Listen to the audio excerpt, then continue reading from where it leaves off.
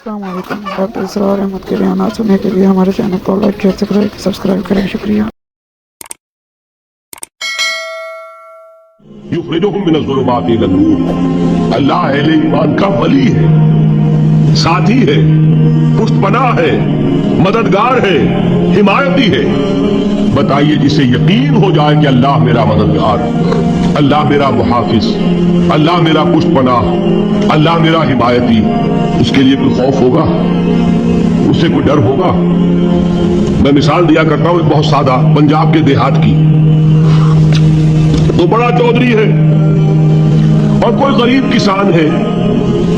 اس غریب کسان کے جانوروں کو ہر وقت اندیشہ ہوگا چوری کا، کوئی میری بھینس کھول کر نہ لے جائے، کوئی میرا بیل کھول کر نہ لے جائے۔ لیکن جس کے بارے میں یہ سب کو معلوم ہو کہ وہ جو بڑا چودھری ہے وہ اس کا دوست ہے، اس کی بچیا کو کوئی خوف ہوگا؟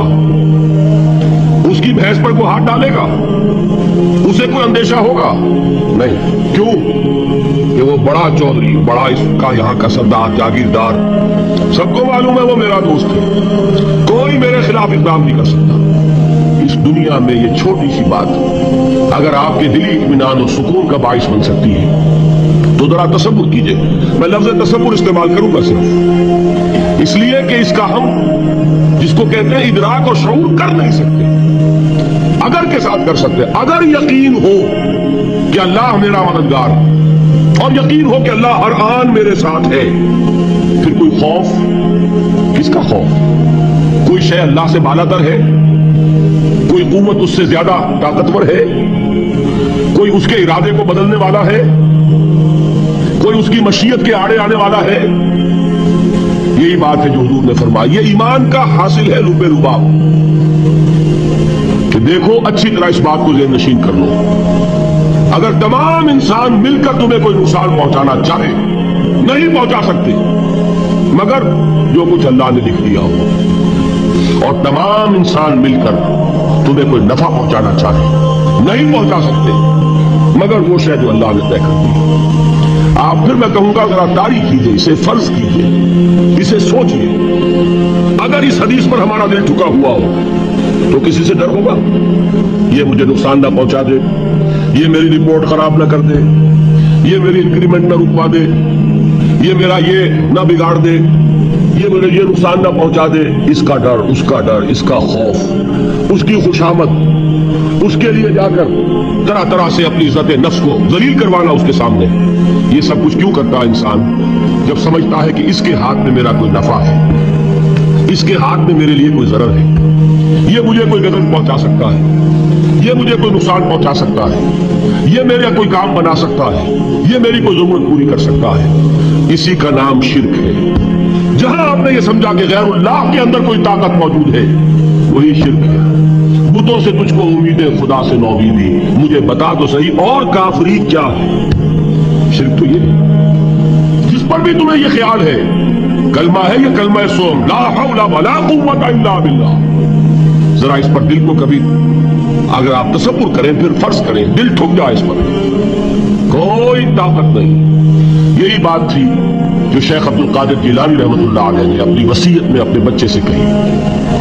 11ویں دینے والے ہیں، لیکن حضرت شیخ عبد القادر جیلانی کی وصیت اور تعلیمات کو کتنے لوگ نہیں جانتے ہیں؟ یہ جن مقامات تک پہنچے ہیں وہ کس چیز کی بدولت پہنچے ہیں؟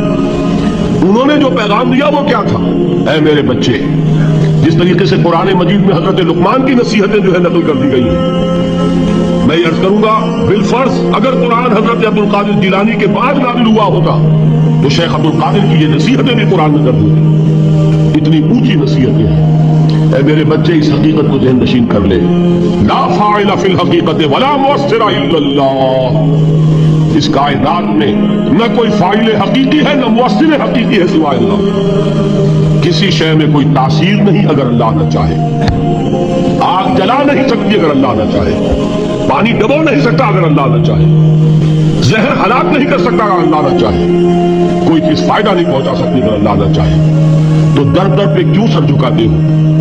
در در پر کیوں جبیسائی کرتے ہو؟ سب کے سامنے کیوں ہاتھ پھیلاتے ہو؟ ایک اللہ سے مانگو، ایک اللہ کے سامنے زمین پر اپنی جبین رکھو، لا فاعل فی الحقیقت ولا مؤثر الا اللہ. نظر آتا ہے ہمیں کہ پانی پیاس بجھا دیتا ہے.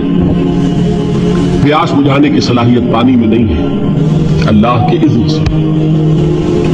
کھانا بھوک مٹا دیتا ہے، بھوک مٹانے کی صلاحیت کھانے میں نہیں ہے، اذن رب میں. دیکھیے یہی یقین تھا. حضرت موسیٰ علیہ السلام کا واقعہ یاد کیجیے. سامنے سمندر آ گیا ہے، قوم دیکھتی ہے پیچھے کہ گرد و غبار کا طوفان ہے. معلوم ہوا کہ فرعون اپنے لشکر سمیت آ گیا. لشکر جب چلتا تھا تیز رفتاری کے ساتھ تو گرد و غبار کا جو طوفان اٹھتا تھا اس کا تصور کیجیے. اور لمحہ بلمحہ وہ قریب آ رہا ہے. پوری قوم نے کیا کہا ہے؟ اے موسیٰ انا لمدرکون، اے موسیٰ ہم کو پکڑے گئے. قرآن مجید میں تو یہاں وہ باتیں نہیں لکھی ہے، لیکن تورات میں یہ درج ہے کہ بنی اسرائیل جھگڑنے لگے، دست و گریبان ہو گئے موسیٰ کے ساتھ. موسیٰ نے یہاں فرمایا لا کر اس سے تو ہم ہی بے در تھے. وہاں کھانے کو ملتا تھا، زندگی تو تھی، بیگار ہم کر رہے تھے، موت تو نہیں تھی. اب جو کچھ ہوگا اس کا تصور کرو، جس طریقے سے ہمارے ٹکڑے اڑائے جائیں گے. تو لڑ رہے ہیں حضرت موسیٰ علیہ السلام سے. یہ تورات کی تفصیل ہے. قرآن میں صرف اتنا آیا ہے، پریشان ہو کر انہوں نے کہا انا لمدرکون، موسیٰ ہم کو پکڑے گئے. اس وقت موسیٰ کا جواب کیا ہے؟ کلا ان معی ربی سیہدین. نہیں، میرے ساتھ میرا رب ہے، وہ راستہ دے گا. بتائیے کہاں راستہ نظر آ رہا ہے؟ یہ ہے ایمان بالغیب. راستہ نظر نہ آئے تب اللہ پر یقین ایمان ہے. جیب میں پیسے ہوں تب دل کو اطمینان ہے. تو ایمان کس پر ہوا؟ پیسے پر، اللہ پر نہیں. جب وسائل و ذرائع نہ ہو اور پھر یقین ہو کہ اللہ مسبب الاسباب ہے، وہ اسباب کا پابند نہیں ہے، وہ اسباب کا محتاج نہیں ہے، اسباب اس کے محتاج ہیں. اگر یہ یقین ہے تو اللہ پر ایمان ہے.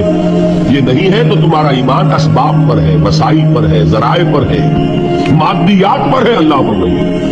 اس وقت کہاں راستہ تھا؟ تو راستہ تھا سمندر ہے اور ادھر سے لشکر آ گیا ہے. کلا ان معی ربی سیہدین. اب دیکھیے ایمان کہہ دینا آسان ہے، ہوا معکم اینما کنتم، جہاں کہیں بھی تم ہوتے ہو اللہ تمہارے ساتھ ہوتا ہے.